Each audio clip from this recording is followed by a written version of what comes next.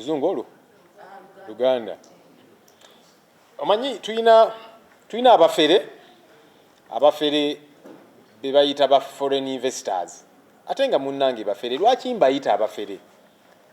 Kakati gozze tukuwadde ettaka kale ne bakuggyako omusolo, ate kakati ennaku zino tubagarantinga ne ssente, nitubawa ne ssente. Kakati obeera investor kikaaki?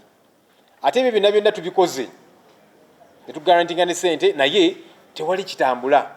Obwo bwe bufere bwenjogerako.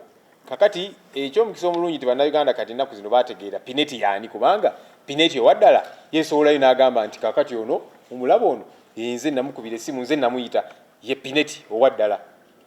Ebyakaawa mwabiraba, kirungi bannayuganda mwayimusa eddoboozi lyammwe, temusirika, kubanga bwe musirika bannayuganda bajja bayita mu magulu ku nsonga zino.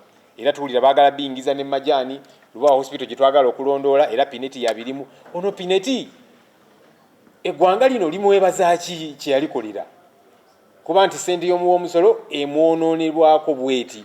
Naye bannayuganda kaakati bamanyi Pineti yaani, tulina kumusimbira kuuli. So ffe kyovudde olaba tujja fulumanga paalamenti tugendeyo eyo okutegeera ssente ze bateeka eno kiki ekiriyo, zikola ki exactly.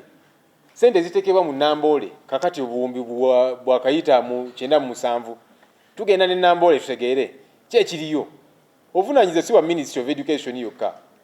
Ffe ng'ababaka ba Parliament naddala ku ludda oluvuganya gavumenti kitukakatako mandate yaffe.